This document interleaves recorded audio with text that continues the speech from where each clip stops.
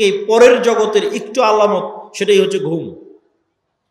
যে মৃত্যুর জগৎ কেমন হতে পারে সেটার আলামতই হচ্ছে ঘুম। প্রতিদিন মানুষ মৃত্যুবরণ করে।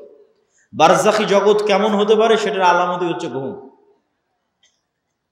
এবং মানুষের যে এই ট্রান্সফার, এইটা অবাস্তব নয়, এটার অসংখ্য চিহ্ন আল্লাহর সৃষ্টিজীবের মধ্যে আছে।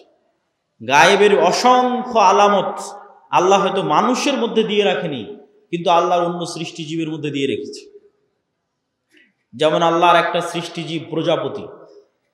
প্রজাপতি কিভাবে তৈরি হয়? প্রজাপতি প্রথমে শুঁয়োপোকা থাকে, পোকা হিসেবে সে বিভিন্ন গাছের পাতা খেয়ে বেড়ায়। ঠিক যেভাবে আচা পোকা থাকে ওইরকম পোকার মতো সে জীবনযাপন করে, উঠতে পারে না। তাহলে পোকা হিসেবে জীবনযাপন করে গাছের পাতা খেয়ে 1.5-2 মাস পার করে। 1.5-2 মাস পার করার পর এই পোকা তার নিজের চারিপাশে একটা আবরণ তৈরি করে ওর মধ্যে মারা যায়। ওর মধ্যে মারা যাওয়ার আবার 15-20 দিন, 1 মাস 1.5 মাস পর ওই বাইরে ওই আবরণটা খুলে যখন বের হয় তখন প্রজাপতি হয়ে আকাশে উড়াল দেয়। তাহলে একটাই প্রাণী কয় ধরনের জীবনযাপন করতেছে এক পৃথিবীতে? একবার পোকা হিসেবে জীবনযাপন করতেছে, তখন গাছের পাতা খাচ্ছে, আকাশে উঠতে পারে না। তারপরে মারা যাচ্ছে, মৃত অবস্থায় থাকতেছে, থাকার পর আবার জীবিত হচ্ছে, তখন প্রজাপতি হয়ে আকাশে উড়াল দিচ্ছে। তাহলে মানুষ পৃথিবীতে এখন বেঁচে আছে, এটা এক ধরনের জীবনযাপন। মারা যাবে, বারজাখী জগতে চলে যাবে, এটা আর এক ধরনের জীবনযাপন। ওই জগতে এক এক রুহের জীবন ধারণ হবে এক এক রকম। শহীদদের রূহ পাখি হিসেবে খাবার পর্যন্ত খাবে জান্নাতে। আরো উঁচু লেভেলের রূহ আল্লাহ সুবহানাহু ওয়া তাআলার আরশের সাথে ঝুলন্ত থাকবে। সম্মানিত উপস্থিতি, তাহলে পরবর্তী জীবন যে সম্ভব, এটার নিদর্শন আল্লাহর সৃষ্টিজীবের মধ্যেই পৃথিবীতে আছে। একই সময়ে বিভিন্ন ধরনের জীবনযাপন করা যেতে পারে, তার প্রমাণ আল্লাহর অন্য সৃষ্টিজীবের মধ্যে আছে। তো আমরা আলোচনা করছিলাম নূর, গায়েব, ফেরেশতা। ফেরেশতারা নূরের তৈরি, আর নূর পৃথিবীতে বিরাজমান। নূর পৃথিবীতে অস্তিত্বশীল। এবার চলেন আমরা দেখব সাহাবীদের বিশ্বাস কেমন ছিল ফেরেশতাদের উপরে। রাসূল সাল্লাল্লাহু আলাইহি ওয়াসাল্লামের জীবদ্দশায় সাহাবীদের বিশ্বাস কেমন ছিল ফেরেশতাদের উপরে, তার দু একটা হাদিস দেখে নেই। ফেরেশতাদেরকে দেখা সম্ভব, ফেরেশতাদের আওয়াজ শোনা সম্ভব, ফেরেশতাদের অস্তিত্বের অনুভূতি সম্ভব। নবী ছাড়া সাধারণ মানুষও ফেরেশতা দেখেছে, নবী ছাড়া সাধারণ মানুষও ফেরেশতার আওয়াজ শুনেছে। আবু হুরায়রা রাদিয়াল্লাহু তাআলা আনহু থেকে বর্ণিত, তিনি বলেন, একদিন এক ব্যক্তি রাস্তা দিয়ে চলতেছে, তো আকাশ থেকে একটা আওয়াজ পেল, ইসকি হাদিকাতা ফুলান, উমুকের বাগানে পানি বর্ষণ করো। তো সেই ব্যক্তি দেখলো মেঘমালা ওই নির্দিষ্ট একটা বাগানে গিয়ে সেখানে বৃষ্টি বর্ষণ করলো। সেই বৃষ্টি বর্ষণের পানি নালা বেয়ে পড়ে যাচ্ছে। তো এই পানির আলামত ধরে ধরে যারা পিছনে দাঁড়িয়ে আছেন তারা এই পাশে, আমার হাতের বাম পাশে জায়গা খালি আছে, যারা ডান দিকে অথবা পিছনে দাঁড়িয়ে আছেন তারা হাতের বাম পাশে চলে এসে বসতে পারেন। তো অদৃশ্য গায়েব থেকে আওয়াজ শুনে ওই ব্যক্তি ওই পানির লাইন ধরে ধরে জমিতে গেল। তো গিয়ে দেখে সেখানে একটা ব্যক্তি কাজ করতেছে, জমি চাষ করতেছে। বলে, ভাই তোমার নাম কি? তো বলে, আমার নাম এই। তো এই ব্যক্তি বলছে, বারে, যেই নাম আকাশে শুনলাম এ তো দেখি সেই নাম বলে। তখন এই ব্যক্তি বলছে, আমি আকাশে তোমার নাম শুনলাম যে অমুকের বাগানে পানি বর্ষণ করো। তো তুমি বলো তো, তুমি এমন কি করো যে আকাশে তোমার নামে আদেশ হয় যেন তোমার বাগানে পানি বর্ষিত হয়? তো এই ব্যক্তি বলল যে আমার জমিন থেকে যা ফসল উঠে সেই ফসলের 3 ভাগ করি আমি, 3 ভাগের 1 ভাগ আল্লাহর রাস্তায় দান করে দিই, 3 ভাগের 1 ভাগ এই জমিতে আবার ব্যয় করি, আবার আবাদ করতে খরচ করি, আর 3 ভাগের 1 ভাগ দিয়ে আমার দৈনন্দিন জীবন সংসার সারা বছর পরিচালনা করি। তো এই ব্যক্তি কোনো নবী নয়, সে ফেরেশতার আওয়াজ শুনেছে যে ফেরেশতা বলতেছে ইসকি হাদিকাতা ফুলান, উমুকের বাগানে বৃষ্টি বর্ষণ করো। দেখেন ফেরেশতার অস্তিত্ব পৃথিবীতে অতি বাস্তব। কত বাস্তব? আমার আত্মীয় স্বজন, ভাই বোন, সন্তান সন্ততির চেয়ে বেশি বাস্তব। কেন আমার আত্মীয় স্বজন, ভাই বোন, বাপ মা, সন্তান সন্ততির চেয়ে বেশি বাস্তব? এই জন্য যে আল্লাহ যখন প্রথম আমাদের সৃষ্টি করেছে, প্রথম যখন জান্নাতে আল্লাহ আমাদের সৃষ্টি করেছে আমাদের আদি পিতা আদম আলাইহিস সালামকে, তখন আদম আলাইহিস সালাম চোখ খুলে দেখেনি যে এটা আমার বাপ, এটা আমার মা, আর চোখ খুলে দেখেনি যে এটা আমার বউ, চোখ খুলে দেখেনি যে এটা আমার ছেলে। চোখ খুলে প্রথম পরিচিত হয়েছে বারে ফেরেশতা। ওয়াইজ ক্বালা রাব্বুকা লিল মালাইকাতি ইন্নী জাইলুন ফিল আরদি খলিফা ক্বালু আতাজআলু ফিহা মান ইউফসিদু ফিহা ওয়া ইয়াসফিকুদ দিমা। আল্লাহ নিজে পবিত্র কোরআনে ব্যাপকভাবে বর্ণনা করেছেন এই ঘটনা। আল্লাহ সুবহানাহু ওয়া তাআলা ডাক দিয়ে ফেরেশতাদের বলছেন যে আমি পৃথিবীতে মানুষ তৈরি করতে চাই। তখন ফেরেশতারা বলছে আপনি পৃথিবীতে এমন কাউকে তৈরি করবেন যারা ফিতনা ফাসাদ করবে। নাহনু নুসাব্বিহু বিহামদিক ওয়া নুকদ্দিসু লাক, আপনার কত তাসবিহ লাগবে, আমরা তো সারাদিন তাসবিহ পাঠ করছি, আপনার পবিত্রতা বর্ণনা তো আমরা করছি। তখন আল্লাহ বললেন ইন্নী আ'লামু মা লা তা'লামুন, ফেরেশতারা তোমরা অতটুকুই জানো যতটুকু আমি তোমাদের জানিয়েছি, পুরো গায়েব তোমরা তো জানো না, সম্পূর্ণ গায়েব তোমাদের জানা নাই, যতটুকু আমি জানিয়েছি ততটুকুই জানো। ওয়া আল্লামা আদামাল আসমাআ কুল্লাহা সুম্মা আরাদাহুম আলাল মালাইকা, আদমকে কিয়ামত পর্যন্ত যা সৃষ্টি হবে সব আল্লাহ শিখিয়ে দিয়েছেন। ওই ক্যামেরা, ওই কম্পিউটার, ওই মোবাইল, ওই বিমান, ওই পারমাণবিক বম সব আদম আলাইহিস সালাম জানতেন।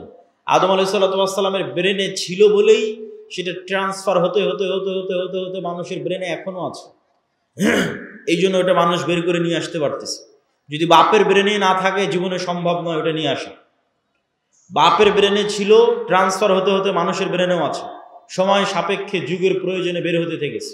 যুগের চাহিদায় ওই পর্দাটা উন্মুক্ত হয়ে গেছে, যুগের চাহিদায় ওই পর্দাটা উন্মুক্ত হয়ে গেছে, ওই জ্ঞানের দরজাটা খুলে গেছে। কিন্তু সবগুলো জ্ঞান আগেই বাপের ব্রেনে রাখা আছে। বাপের ব্রেন থেকে ট্রান্সফার হতে হতে সন্তানের ব্রেনেও আসতে থেকেছে। যুগের প্রয়োজনে যখন যে জ্ঞানের দরকার, যখন যে গায়েবের পর্দা উন্মোচন হওয়ার দরকার, সেটা উন্মোচন হতে থেকেছে। ওয়া আল্লামা আদামাল আসমাআ কুল্লাহা, সব শিখিয়ে দিলেন আল্লাহ আদম আলাইহিস সালাম। তারপরে ফেরেশতাদের ডাক দিয়ে বললেন, ফেরেশতারা বলো আম্বিউনি বিআসমাই হাউলাই, এগুলোর নাম বলো, এগুলো কি? তখন ফেরেশতারা আর বলতে পারেন, ক্বালু সুবহানাক লা ইলমা লানা ইল্লা মা আল্লামতানা, আল্লাহ আপনার পবিত্রতা, আপনি মহা পবিত্র, আমরা অতটুকুই জানি যতটুকু আপনি জানিয়েছেন, এর বাইরে আমাদের জানার কোনো ক্ষমতা নেই। ইন্নাকা আনতাল আলিমুল হাকিম, আপনি হলেন সর্বজ্ঞানী, আপনি হলেন সর্বজ্ঞানী এবং সর্বপ্রজ্ঞাময়। তখন আল্লাহ বললেন ইয়া আদম আম্বিউহুম, এই যে আদম, এবার তুমি বলো তো এই জিনিসগুলোর নাম কি? ফালাম্মা আম্বাহুম বিআসমাইহিম, তখন আদম আলাইহিস সালাম সবগুলোর নাম বলে দিলেন। এবার আল্লাহ ফেরেশতাদের বলেন ওয়াইজ কুলনা লিল মালাইকাতি ইসজুদু লি আদম, তখন আমি আল্লাহ ফেরেশতাদের বললাম, ফেরেশতারা তোমরা এবার আদমকে সিজদা করো। তাহলে আমরা সবার আগে কাদেরকে দেখলাম? এবার বলেন, জোরে বলেন না যে কাদের দেখলাম, না আর এক মানুষকে দেখেছি? তাহলে আপনার বাপ মা আগে না ফেরেশতা আগে? ফেরেশতা আগে। আপনার সন্তান আগে না ফেরেশতা আগে? আপনার সন্তানের অস্তিত্বের চেয়ে বেশি সত্য আপনার সাথে ফেরেশতা আছে, আমাদের সাথে ফেরেশতা আছে। আপনার বাপ মায়ের অস্তিত্বের চেয়ে বেশি সত্য যে আমাদের সাথে ফেরেশতা আছে। কেন আমরা যখন প্রথম সৃষ্টি হয়েছি তখন থেকে ফেরেশতাদের সাথে আমরা কানেক্টেড, তখন থেকে আমরা ফেরেশতাদের দেখেছি। গায়েবের উপর ঈমান না থাকার কারণে দুনিয়াতে এসে ভুলে গেছি। তাহলে আদম আলাইহিস সালামের ঈমান কোন লেভেলের হবে যে ফেরেশতারা আছে? আদম আলাইহিস সালামের ঈমান তার ছেলের অস্তিত্বের চেয়ে বেশি যে ফেরেশতারা আছে। আদম আলাইহিস সালামের ঈমান তার স্ত্রী হাওয়ার অস্তিত্বের চেয়ে বেশি যে ফেরেশতারা আছে। সম্মানিত উপস্থিতি, তাহলে ফেরেশতাদের অস্তিত্ব আছে, নূর বিরাজ করতেছে, দেখি না কেন, দেখা যায় না কেন, কি সমস্যা? তো এইটার ক্ষেত্রে আপনাকে দু একটা উদাহরণ দিই। আজ থেকে 100 বছর আগে আটমূলের যে মানুষটা মারা গেছে, সেই মানুষটাকে আজকে উঠান, যদি তাকে জীবিত করা যায় তাহলে সে জীবিত হলো। জীবিত হওয়ার পর সেই মানুষকে আপনি বলবেন যে আমি আব্দুল্লাহ আওয়াজ দিব, এখানে বাজবে ঢাকায়, সাথে সাথে আমি আওয়াজ দিব, এখানে আওয়াজ বাজবে কোথায়? ঢাকাতে। আমি আওয়াজ দিব, এখানে বাজবে আমেরিকাতে। আমি আওয়াজ দিব, এখানে বাজবে মক্কায়। সে কি বিশ্বাস করবে? কিন্তু এখন তো বাজতেছে, এই যে লাইভ চলতেছে, সারা পৃথিবীতে বাজতেছে, বলতেছি এখানে, বাজতেছে সারা পৃথিবীতে। তাহলে এই যে ইলেকট্রোম্যাগনেটিক ওয়েভ, তরঙ্গ, আলোর তরঙ্গ ওয়েভ, এইটার মধ্যে ডাটা ধারণ করার ক্ষমতা, তথ্য, মানুষের কথা এটার মধ্যে থাকতে পারে, মানুষের দৃশ্য এটার মধ্যে থাকতে পারে। এইটা আল্লাহ যেই দিন পৃথিবী সৃষ্টি করেছে ওই দিন থেকেই আছে, মানুষ জানেনি, গায়েব। তাহলে 100 বছর আগে আটমূল থেকে যে মানুষ চলে গেছে, এটার কাছে গায়েব। যে তার আওয়াজ এই ওয়েভের মধ্যে থেকে যেতে পারে, তার দৃশ্য এই ওয়েভের মধ্যে দিয়ে প্রবাহিত হতে পারে। শুধু তাই নয়, মানুষের পক্ষে যদি আজকে সম্ভব হয় যে মানুষ আলোর গতি তথা যেই আলোর মাধ্যমে, যে ওয়েভের মাধ্যমে আমার কথা মোবাইল দিয়ে এখন ঢাকাতেও বাজতেছে, লালমনিরহাটেও বাজতেছে, আমেরিকা, লন্ডন, ইউরোপেও বাজতেছে, সৌদি, কুয়েত, কাতার, বাহরাইনেও বাজতেছে, এখন সাথে সাথে যেই ওয়েভের মধ্যে দিয়ে আমার দৃশ্য ছুটে চলে যাচ্ছে, যেই ওয়েভের মধ্যে দিয়ে আমার আওয়াজ ছুটে চলে যাচ্ছে, এর চাইতে যদি আমরা কোনো গতিশীল কিছু আবিষ্কার করতে পারি, যে এর চেয়ে দ্রুত আমি উড়ে চলে যাব, মানুষের পক্ষে সম্ভব নয়। কিন্তু কল্পনা করেন যে আমরা করে ফেলেছি এরকম একটা আবিষ্কার, যে আমার আওয়াজ যত দ্রুত ঢাকায় যাচ্ছে আমি এর চেয়ে আগে ঢাকায় পৌঁছে যাব। এবং আবিষ্কার করার পর এখান থেকে বিমানে যদি ঢাকায় আমার যেতে আধা ঘন্টা লাগে, তো রাস্তার গাড়িতে 4 ঘন্টা লাগবে। তো আমি আধা ঘন্টা আগে ঢাকায় পৌঁছে গেছি, রাস্তার গাড়ি পৌঁছার আগে আমি ঢাকা পৌঁছে গেছি বিমানে। তো আমার এই আওয়াজ আমেরিকা পৌঁছার আগে আমি পৌঁছে গেছি। এত দ্রুত গতির আমরা কিছু আবিষ্কার করতে পেরেছি। এই আবিষ্কার করতে পারার পর এবার যদি 15 আলোক বর্ষ অতীতে চলে যাই দ্রুত, যে 15 বছর আগে যে কথা বলেছিলাম ওই কথা এখন মহাবিশ্বে যেই জায়গায় আছে ওর আগে আমি গিয়ে পৌঁছে যাব, যেহেতু ওর চেয়ে দ্রুত আমি কিছু আবিষ্কার করতে পেরেছি। পৌঁছে গিয়ে এবার এই মোবাইলের মতো, এই ক্যামেরার মতো যদি ওখানে কিছু সেট করতে পারেন, তাহলে 15 বছর আগে আপনি কি বলেছিলেন ওই আপনার বলা কথা আপনি শুনতে পাবেন, বাঁচতেছে। 15 বছর আগে আপনি কি করেছিলেন, আপনার করা কাজ আপনি লাইভ দেখতে পাবেন, এই যে আমি এটা করতেছি, কেননা ওইটা এই আলোর তরঙ্গের মধ্যে সেভ আছে, হারায়নি।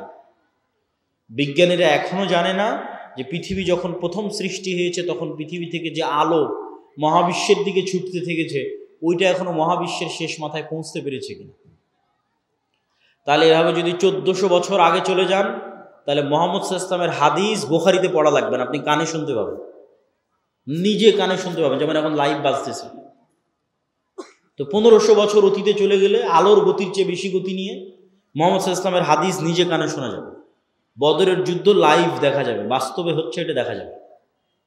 এটা মানুষের দ্বারা সম্ভব নয়, এটা দিয়ে আল্লাহ মানুষের গুনাহকে গোপন রেখেছে, নাহলে একজন মানুষের গুনাহ গোপন থাকত না। এই আলোর গতির চেয়ে মানুষের গতি কম থাকার কারণে মানুষের গুনাহ আজ গোপন আছে। সম্মানিত উপস্থিতি, তাহলে আমরা যা বলছি তার 1 সেকেন্ডও হারায় না, 1 সেকেন্ডও নয়, চাহে মোবাইলে রেকর্ড হোক আর না হোক, ওই তরঙ্গের মধ্যে থেকে যায়, যে কেউ চাইলে ধরে বের করে নিয়ে আসতে পারে। আল্লাহ সুবহানাহু ওয়া তাআলা এটা দিয়েই ধরে বের করবেন এটা আমি বলি না, কিন্তু এত সহজ মানুষের হিসাব নেওয়া, এত সহজ মানুষকে পাকড়াও করা, এইভাবেই পৃথিবী সেট আপ করা আছে। এখানে মানুষের একটা সেকেন্ড গোপন নয়, একটা সেকেন্ডও নয়। কেন? আলো এই ডাটাগুলো ধারণ করে নিচ্ছে। যা করতেছে তাও সেভ আছে, যা বলতেছে তাও সেভ আছে। মানুষ চাইলে নিজেই দেখতে পারবে। মানুষকে আলোর চেয়ে দ্রুত গতির যন্ত্র আবিষ্কার করে অত বছর আগে চলে যেতে হবে, চলে গিয়ে নিজের আমলগুলো দেখতে হবে। তো আমি এগুলো করেছি, তো আমি এগুলো বলেছি, আমি নিজে শুনতে পাচ্ছি আমি কি বলেছি, আমি নিজে দেখতে পাচ্ছি আমি কি করেছি। কাফা বিনাফসিকাল ইয়াউমা আলাইকা হাসিবা। মানুষ, আজকে তোমার বিচারের জন্য তুমি একাই যথেষ্ট। আলাদা কোনো বিচার বিভাগ কায়েম করে বিচার করতে হবে এইটা নয়, তুমি নিজেই যথেষ্ট। সম্মানিত উপস্থিতি, তাহলে কি বলছিলাম? গায়েব, নূর। তাহলে এই আলো আমার ডাটা ধারণ করতে পারে, এটা একসময় গায়েব ছিল, চোখে দেখা যায় না তো, এখনো দেখা যায় না, এখনো দেখা যাচ্ছে না। যন্ত্র ধরতে পেরেছে, কিন্তু আমরা তো দেখতে পাচ্ছি না। তাহলে ওইটা যেমন পৃথিবী সৃষ্টি করেছেন, ওই দিন থেকে মানুষের বলা কথায় আলোর মধ্যে থেকে গেছে, মানুষের বলা কাজ করা কাজ এই আলোর মধ্যে থেকে গেছে। এর চেয়ে বেশি সত্য যে এখানে নূর আছে, ফেরেশতা আছে, এটা এখন গায়েব। এবার বাস্তব জগতের আরো কিছু উদাহরণ দেই, যেগুলো এখন যন্ত্রও ধরতে পারে। যেমন আল্লাহর একটা সৃষ্টিজীব কুকুর, কুকুরের ঘ্রাণ শক্তি মানুষের চাইতে 10,000 গুণ বেশি। তো আমি এই যে মাইকটা সামনে আছে, এটা আমি নাক দিয়ে টেনেও আর কোনো গন্ধ পাচ্ছি না। কারণ আমি যদি বলি যে এই মাইকের কোনো গন্ধ নাই, এটা মিথ্যা কথা হবে। এই মাইকটাই আপনি একটা প্রশিক্ষিত কুকুরের নাকে ধরেন, তারপর মোলাম গাড়ি বাজারে ফেলে রেখে আসেন কোনো এক জঙ্গলে, ওই কুকুর ওখান থেকে খুঁজে বের করে নিয়ে আসবে এই মাইককে। 50 গুণ 100 গুণ বেশি নয়, 1000 গুণ নয়, 10,000 গুণ বেশি। মানুষের যদি কোনো শরীরে ক্যান্সার হয়, তাহলে কোন কোষটাতে ক্যান্সার হয়েছে, ওই ক্যান্সারের কোষের যে গন্ধ, এটা পর্যন্ত কুকুর ধরতে পারে। মানুষের শরীরে যদি ভাইরাস হয়, যে করোনা ভাইরাস হয়েছে, তাহলে করোনা ভাইরাসের মতো অদৃশ্য জিনিসের গন্ধ কুকুর ধরতে পারে। যে ভাইরাসকে দূরবীন দিয়ে দেখতে হয়, মাইক্রোস্কোপ লাগিয়ে দেখতে হয়, ওই ভাইরাসের গন্ধ পর্যন্ত কুকুর ধরতে পারে। আর মানুষ এখন পর্যন্ত এমন কোনো যন্ত্র আবিষ্কার করতে পারেনি যেটা কুকুরের লেভেলে ঘ্রাণ নিতে পারবে। এই জন্য মানুষ কুকুরকেই কাজে লাগায়, যে একটা যন্ত্র আমি আবিষ্কার করেছি যেটা কুকুরের মতো ঘ্রাণ নিতে পারবে, নাই, এরকম কোনো যন্ত্র আবিষ্কৃত হয়নি। তাহলে পৃথিবীতে এমনও ঘ্রাণ আছে যেই ঘ্রাণ মানুষ পায় না, যেই ঘ্রাণ মানুষের তৈরি কোনো যন্ত্রও পায় না। এখন এখানে যদি মিসকে আম্বরের মতো সুগন্ধি থাকে, ধরেন কথার কথা ফেরেশতারা এসেছে, ফেরেশতাদের গায়ে মিসকে আম্বরের মতো সুগন্ধি আছে, ওই সুগন্ধি আমি পাচ্ছি না।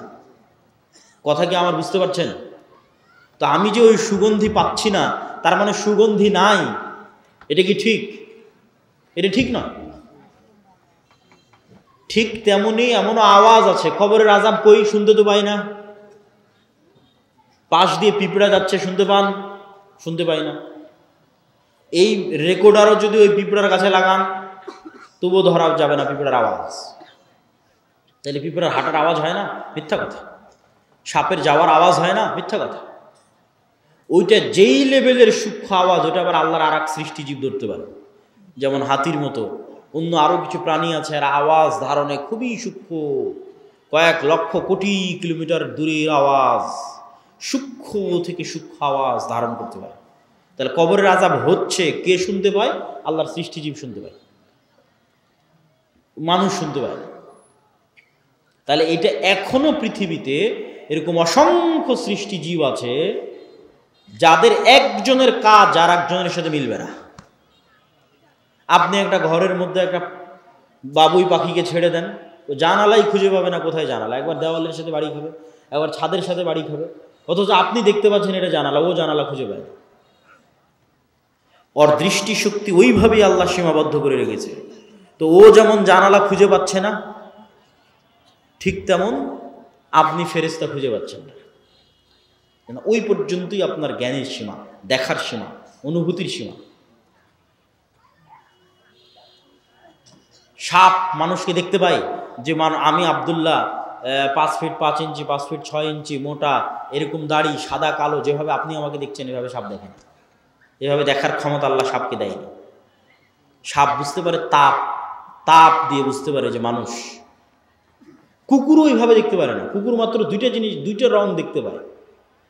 তাহলে কুকুর কেমনে দেখবে যে আমি সাদা, কালো, উঁচু, লম্বা, মোটা? দেখতে পায় না। কুকুর গন্ধ দিয়ে চিনে যেটা আমার মনিব, গন্ধ দিয়ে চিনে যে মানুষ এটা। তাহলে এক একজনের দৃষ্টি সীমা, চিন্তা সীমা, দেখার সীমা আল্লাহ এক একভাবে ভাগ এবং বন্টন করে রেখেছে।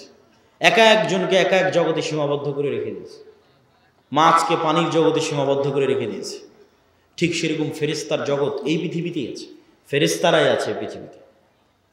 কিন্তু আপনি দেখতে পাচ্ছেন না কেন? আপনার ওই দেখা এবং শোনার সীমাবদ্ধতা আল্লাহ তৈরি করে রেখেছে। সম্মানিত উপস্থিতি, তাহলে পৃথিবীতে এমনও আওয়াজ আছে যা মানুষ শুনে না, মানুষের যন্ত্র শুনে না। এমনও গন্ধ আছে যা মানুষ নিতে পারে না, মানুষের যন্ত্র নিতে পারে না। ঠিক এমনও আলো আছে মানুষ দেখে না, মানুষের যন্ত্র দেখে না, আল্লাহর সৃষ্টি দেখে। রাসূলুল্লাহ সাল্লাল্লাহু আলাইহি ওয়াসাল্লাম বলেন, ইজা সামি'তুম সাইহাতাদ দিকাহ, যখন তোমরা মোরগের আওয়াজ শুনতে পাও তখন আল্লাহর কাছে কল্যাণ কামনা করো। ফা ইন্নাহা রাআতিল মালাইকা, ফেরেশতাদের যে নূর, এই নূরের যে আলো, এই আলো মোরগ দেখতে পায়। বলেন আল্লাহু আকবার। তাহলে ফেরেশতা বিরাজমান, নূর বিরাজমান। মানুষের যন্ত্র দেখতে পায় না, মানুষ দেখতে পায় না, কিন্তু আল্লাহর এক সৃষ্টিজীব দেখতে পায়। রাসূল সাল্লাল্লাহু আলাইহি ওয়াসাল্লাম বলছেন, যখন তোমরা গাধার আওয়াজ শোনো, নুহাকাল হিমার, তখন ফাতাআউযু মিনাশ শাইতান, তখন তোমরা শয়তান থেকে পরিত্রাণ চাও। শয়তানের আলো আর এক ভিন্ন লেভেলের আলো, এটা আগুনের আলো, এটাও অদৃশ্য। মাইক্রোওয়েভ ওভেনের যে হিটিং, এইটা যেমন অদৃশ্য, ঠিক তেমন জিনের আলো, শয়তানের আলো অদৃশ্য। কিন্তু ওই আলো কুকুর দেখতে পায়, গাধা দেখতে পায়, মানুষ দেখতে পায় না। সম্মানিত উপস্থিতি, তাহলে আমি আপনি দেখতে পাই না মানে অস্তিত্ব নাই, এটা সম্পূর্ণ মিথ্যা কথা, সম্পূর্ণ ডাহা মিথ্যা কথা। যেগুলোর নিদর্শন, যেগুলোর আলামত আল্লাহ নিজে পৃথিবীতে দিয়ে রেখেছে। তাহলে আমরা কি বলছিলাম? ফেরেশতা আছে, ফেরেশতার আওয়াজ মানুষ শুনতে পারে, ফেরেশতাকে দেখতেও পারে। বনু ইসরাইলের 3 জন ব্যক্তি অন্ধ, কুষ্ঠ, টাক, আল্লাহ ফেরেশতা পাঠিয়েছে তাদের কাছে মানুষ হিসেবে পরীক্ষা নেওয়ার জন্য। রাসূল সাল্লাল্লাহু আলাইহি ওয়াসাল্লাম একদিন মসজিদে নববীতে বসে আছে, একজন অপরিচিত মানুষ আসলো। যে অপরিচিত মানুষের পোশাকে সফরের আলামত না, লা ইউরা আসারুস সাফার, সফরের কোনো আলামত না, আর তাকে মদিনার কেউ চিনেও না। তো জিজ্ঞেস করছে, মাল ইসলাম, মাল ঈমান, মাল ইহসান, মাতাস সাআহ, ঈমান কি, ইসলাম কি, কিয়ামত কখন হবে? জিজ্ঞেস করে উত্তর নিয়ে বিদায় নিয়ে চলে যাচ্ছে। রাসূল সাল্লাল্লাহু আলাইহি ওয়াসাল্লাম বললেন, জানো কে এসেছিল? জিবরাইল এসেছিল দিন শিখানোর জন্য। তাহলে সাহাবীদের ফেরেশতাদের উপর ঈমান কোথায়? সাহাবীদের ঈমান ফেরেশতাদের উপর কোথায়? এই মর্মে এবার আরো কয়েকটা হাদিস আপনাদের সামনে তুলে ধরব। জাবের রাদিয়াল্লাহু তাআলা আনহু বলছেন, সাদ বিন মুআজ আনসারী সাহাবী, আওস খাজরাজ গোত্রের প্রধান, খন্দকের যুদ্ধে আহত অবস্থায় শহীদ হয়েছে। ইয়াং বয়সে, 35, 38, 40 বছর বয়সে। রাসূল সাল্লাল্লাহু আলাইহি ওয়াসাল্লামের আশেপাশে যেগুলো ছিল সব ইয়াং। রাসূলুল্লাহ সাল্লাল্লাহু আলাইহি ওয়াসাল্লাম বললেন, ইহতাজ্জালাহু আরশুর রহমান, আল্লাহর আরশ কেঁপে উঠেছে সাদ বিন মুআজের মৃত্যুতে। ওয়া ফুতিহাত লাহু আবওয়াবুস সামা, আসমানের সব দরজা আজকে সাদ বিন মুআজের মৃত্যুতে খুলে দেওয়া হয়েছে। ওয়া শাহিদাহু ৭০ আলফাম মিনাল মালাইকা, ৭০,০০০ ফেরেশতা আমাদের সাথে আজকের জানাজায় অংশগ্রহণ করেছে সাদ বিন মুআজের জানাজায়। বলেন আল্লাহু আকবার। তো আসমানের দরজা থাকতে পারে, এটা কঠিন তো কিছু নয়। আমরা তো আসমান থেকেই পৃথিবীতে এসেছি, জান্নাত থেকেই পৃথিবীতে এসেছি। আদি পিতা আদম আলাইহিস সালাতু ওয়াস সালাম তো আসমানেই ছিলেন, জান্নাতেই ছিলেন, এটা অস্বাভাবিক কিছু না। তো জান্নাত থেকে নামতে হলে তো কোনো না কোনো দরজা দিয়েই নেমেছে। সেই দরজা দিয়ে ঈসা আলাইহিস সালাতু ওয়াস সালাম উপরে উঠে গেছে, সেই দরজা দিয়ে মুহাম্মদ সাল্লাল্লাহু আলাইহি ওয়াসাল্লাম উপরে উঠে গেছে। ছিলামই তো আমরা জান্নাতে, আসমানে। সুতরাং এই যোগাযোগ কঠিন, অস্বাভাবিক কিছু না। আর ফেরেশতা নেমে ৭০,০০০ ফেরেশতা নেমে অংশগ্রহণ করলে এটা অস্বাভাবিক। আল্লাহ কোরআনে আয়াতই শুরু করেছে সূরা বাকারাতে যে মানুষ সৃষ্টি শুরুই হচ্ছে ফেরেশতাদের সাথে কথোপকথন দিয়ে।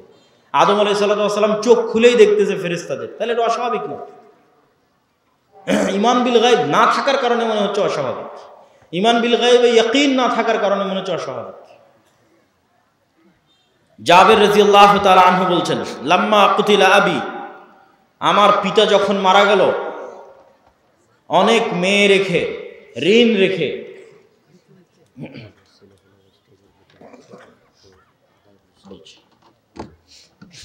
ঋণ রেখে, তখন জাবের রাদিয়াল্লাহু তাআলা আনহু কাঁদতেছে। আল্লাহর নবী বলতেছে, তুমি কেন কাঁদছো? মা জালাতিল মালাইকাতু তুজিল্লু বিআজনিহাতিহা, আরে তুমি কাঁদছো কেন? তোমার বাপের লাশকে ফেরেশতারা এখনো ছায়া দিয়ে রেখেছে, এখনো ফেরেশতারা তোমার বাপের লাশকে ছায়া দিয়ে রেখেছে, তুমি কেন কাঁদছো? আয়েশা রাদিয়াল্লাহু তাআলা আনহা বলছেন, সাদ বিন মুআজের জানাজা উঠানো যায় না, এত ভারী। যুবক মানুষ, ওই যুগে তার এত বিরিয়ানি, এত পোলাও, এত বার্গার, পিৎজা ছিল না যে খেয়ে মোটা হয়ে যাবে, ওজন ভারী হবে। হালকা পাতলা, মুজাহিদ মানেই হালকা পাতলা, অথচ লাশ উঠানো যায় না, এত ভারী। তো মানুষজন কথোপকথন শুরু করলো, কেন উঠানো যায় না?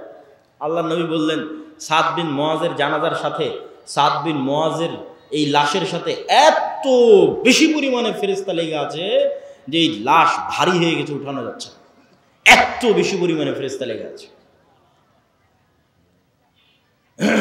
খন্দকের যুদ্ধের ঘটনা, রাসূল সাল্লাল্লাহু আলাইহি ওয়াসাল্লাম খন্দকের যুদ্ধ থেকে ফিরে অস্ত্র রেখে দিয়েছেন, গোসল করতে চলে গেছেন।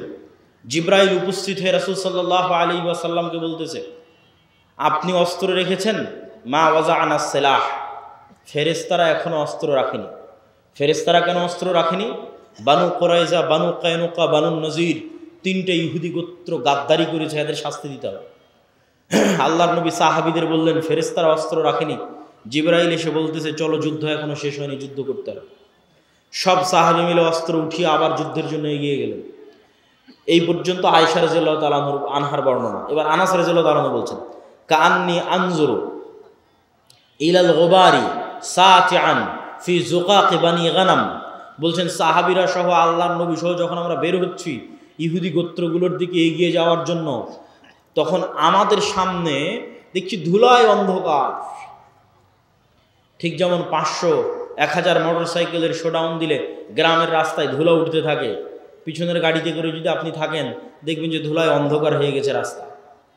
তাহলে আমরা যাচ্ছি তো সামনে ধুলায় অন্ধকার, কিসের ধুলা? আনাস রাদিয়াল্লাহু তাআলা আনহু বলছেন, আমাদের আগে আগে জিবরাইলের ঘোড়সওয়ার বাহিনী যাচ্ছে। আল্লাহু আকবার। জিবরাইলের ঘোড়সওয়ার বাহিনীর পায়ের আঘাতে ধুলা তৈরি হয়েছে। সাদ বিন আবি ওয়াক্কাস রাদিয়াল্লাহু তাআলা আনহু থেকে বর্ণিত, তিনি বলেন, রাআইতু ইয়াওমা উহুদিন আন ইয়ামিনি ওয়া আন ইয়াসারি, উহুদের যুদ্ধের দিন আমার ডানে এবং আমার বামে দুইজন ব্যক্তি, রজুলাইন আলাইহিমা সিয়াবুন বীজুন, দুইজন ব্যক্তি সাদা পোশাকধারী, মা রাআইতুহুমা ক্বাবলু ওয়ালা বাদ, যাদেরকে আমি অতীতে কোনোদিন দেখিনি, পরে কোনোদিন দেখিনি। এই দুইজন সাদা পোশাকধারী ব্যক্তি আসাদ্দাল কিতাল, বীর বিক্রমে যুদ্ধ করতেছে, সীমাহীন ভয়ঙ্কর যুদ্ধ করতেছে। রাসূল সাল্লাল্লাহু আলাইহি ওয়াসাল্লামকে এসে যখন শোনালাম, আল্লাহর নবী বললেন, এরা দুইজন হচ্ছে জিবরাইল আর মিকাইল। আল্লাহু আকবার। জিবরাইল মিকাইল যুদ্ধে অংশগ্রহণ করেছে রাসূল সাল্লাল্লাহু আলাইহি ওয়াসাল্লামের পক্ষে। বর্ণনা দিচ্ছেন সাদ বিন আবি ওয়াক্কাস। একজন সাহাবী এক যুদ্ধে এক মুশরিকের পিছনে ধাওয়া করতেছে, তো আকাশ থেকে আওয়াজ আসতেছে, আকদিম ইয়া হাইজুম, হে হাইজুম তুমি এগিয়ে চলো। আওয়াজ আসা মাত্রই এই সাহাবী ওই মুশরিকের উপর আক্রমণ করার আগেই মুশরিক উল্টে পড়ে আছে এবং ক্ষত স্থান থেকে রক্ত বের হচ্ছে, আহত স্থান থেকে রক্ত বের হচ্ছে। সাহাবী রাসূল সাল্লাল্লাহু আলাইহি ওয়াসাল্লামকে এসে ঘটনা শোনালে আল্লাহর নবী বললেন, যালিকা মিন মাদাদিস সামাইস সালিসা, এটা ছিল তৃতীয় আসমান থেকে আসা ফেরেশতার আক্রমণ। উহুদের যুদ্ধের দিন হানজালা রাদিয়াল্লাহু তাআলা আনহু শহীদ হয়েছে। তার স্ত্রীর মারফতে জানা যাচ্ছে যে তিনি ফরজ গোসল অবস্থায় বাসর ঘর থেকে বের হয়ে গেছেন জিহাদের ডাক শুনে। সাহাবীরা আল্লাহর নবীকে বললেন, হানজালাকে গোসল দিতে হবে। রাসূল সাল্লাল্লাহু আলাইহি ওয়াসাল্লাম বলেন, ইন্না সাহিবাকুম তুগাসসিলুহুল মালায়েকা, তোমরা আর হানজালাকে কি গোসল দিবা? ফেরেশতারা ইতিমধ্যে গোসল দিয়ে ফেলেছে। তাহলে এবার আপনি শুধু চিন্তা করবেন সাহাবীদের ঈমান ফেরেশতার অস্তিত্বের উপর, আর আমার আর আপনার ঈমান ফেরেশতার অস্তিত্বের উপর। ঈমান বিল গায়বে ইয়াকিন, যেটা আমাদের বক্তব্যের মূল বিষয়বস্তু, যার এক পয়েন্টে আমরা আছি ঈমান বিল মালায়েকা, ফেরেশতার উপর ইয়াকিন, ফেরেশতার অস্তিত্বের উপর ইয়াকিন। তো এগুলো কি শুধু হাদিসে এসেছে? না। আচ্ছা, এগুলো কি শুধু হাদিসে এসেছে? না, স্বয়ং আল্লাহ সুবহানাহু ওয়া তাআলা কোরআন মাজিদে বলতেছে। আল্লাহ সুবহানাহু ওয়া তাআলা কোরআন মাজিদে মুসলমানদের বিভিন্ন যুদ্ধে ফেরেশতা অবতীর্ণ করার কথা ৫-৬ আয়াতে বলেছে। ইস্তাস্তাগীসুনা রাব্বাকুম ফাস্তাজাবা লাকুম আন্নী মুমিদ্দুকুম বিআলফিম মিনাল মালাইকাতি মুরদিফিন। তোমরা আল্লাহর কাছে বিপদে পড়ে সাহায্য চেয়েছিলে, আমি আল্লাহ আসমান থেকে তোমাদের পক্ষে ১,০০০ ফেরেশতা অবতীর্ণ করেছি। আর এক আয়াতে আল্লাহ সুবহানাহু ওয়া তাআলা বলছেন, ইস্তাকুলু লিল মুমিনিনা আলাই ইয়াকফিয়াকুম আন ইউমিদ্দাকুম রাব্বুকুম বিসালাসাতি আলাফিন মিনাল মালাইকা। তোমাদের জন্য কি যথেষ্ট নয় যে আল্লাহ আসমান থেকে ৩,০০০ ফেরেশতা অবতীর্ণ করেছে? যদি প্রয়োজন হয় আল্লাহ ৫,০০০ ফেরেশতা আসমান থেকে অবতীর্ণ করবেন। সম্মানিত উপস্থিতি, তাহলে ফেরেশতারা আল্লাহর নবীর পক্ষ হয়ে যুদ্ধে অংশগ্রহণ করেছে, আর সেই ফেরেশতাদের সাহাবীরা দেখেছে, সেই ফেরেশতাদের অস্তিত্বের প্রভাব সাহাবীরা দেখেছে। আবু সাঈদ খুদরি রাদিয়াল্লাহু তাআলা আনহু থেকে বর্ণিত, তিনি বলেন, উসাইদ বিন হুযাইর নামে এক সাহাবী তার কৃষি কাজের জায়গায় রাতের বেলা কোরআন তেলাওয়াত শুরু করেছে।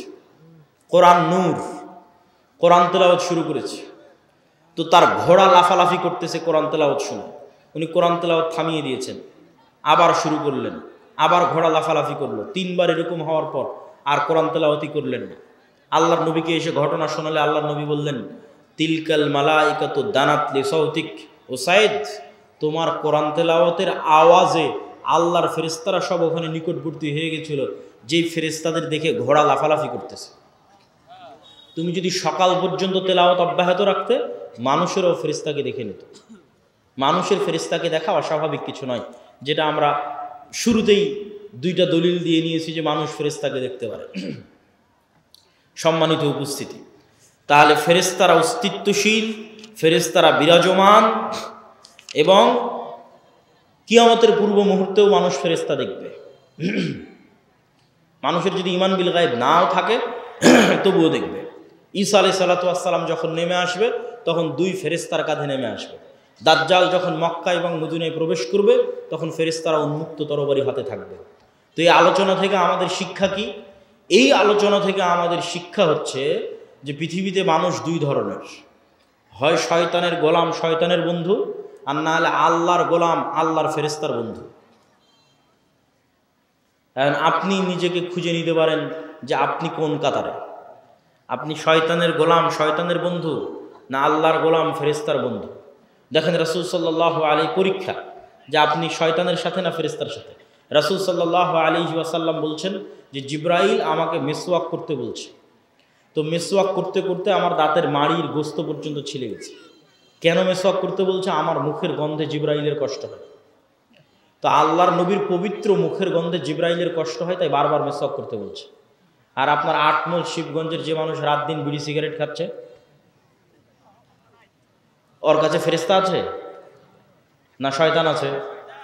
একটু জোরে বলেন, কে আছে? শয়তান আছে। সে শয়তানের বন্ধু, সে শয়তানের গোলাম। মনে করেন 8 মাইলের একটা বাড়ি, যে বাড়িতে ঢুকতে সালাম দেওয়া হয়, খাওয়ার শুরুতে বিসমিল্লাহ বলা হয়, টয়লেট বাথরুমে গেলে সেই টয়লেট বাথরুমের দোয়া পড়া হয়, 5 ওয়াক্ত সালাতে উজু করা হয়, সালাত আদায় করা হয়, বাড়িতে কোরআন তেলাওয়াত করা হয়, তাহলে ওই বাড়িতে কারা আছে? ফেরেশতারা আছে। নূরে পরিপূর্ণ বাড়ি। ঠিক যেমন আজ থেকে 100 বছর আগের মানুষ জানতো না যে আমার কথা এইভাবে আমেরিকায় গিয়ে বাজতে পারে, ওই রকম নূর আপনি জানেন না, কিন্তু আপনার বাড়ি নূরে পরিপূর্ণ। ঠিক এই আলো যেমন দেখা যাচ্ছে, এরকম অদৃশ্য একটা আলো, যে আলোতে ওই বাড়ি পরিপূর্ণ হয়ে আছে, সেটা হচ্ছে নূর। আর একটা বাড়ি যেখানে কেউ সালাম দিয়ে ঢোকে না, যেখানে কেউ আল্লাহর নাম নিয়ে খায় না, যেখানে কেউ পেশাব থেকে সচেতন সতর্ক থাকে না, পবিত্র হয় না, ফেরেশতারা প্রচণ্ড পবিত্র, মুতাহহারুন, এদের অপবিত্র হওয়ার কোনো সুযোগ নাই। এই জন্য এরা পবিত্র মানুষকে ভালোবাসে। আর শয়তান নিকৃষ্ট, এই জন্য অপবিত্র মানুষকে ভালোবাসে। তো পেশাব থেকে যত্ন নেয় না, ফরজ গোসল করে না, নামাজ পড়ে না, বাড়িতে মাসকে মাস বছরকে বছর কোনোদিন কোরআন তেলাওয়াত হয়নি, ওই বাড়িতে নূর আছে? ওই বাড়িতে নূর নাই, ওই বাড়িতে ফেরেশতা নাই। বাড়িতে ছবি টাঙ্গানো আছে, বাড়িতে কুকুর থাকে। লা তাদখুলুল মালায়েকাতু ফী বাইতিন ফীহি সূরুন আও কালবুন, ওই বাড়িতে রহমতের ফেরেশতা প্রবেশ করে না যে বাড়িতে ছবি আছে, যেই বাড়িতে মূর্তি আছে। তাহলে একটা বাড়ি যে বাড়িতে লাইট জ্বলছে না, কারেন্ট জ্বলতেছে না, অন্ধকার, ওই বাড়িটা কবরের মতো অন্ধকার।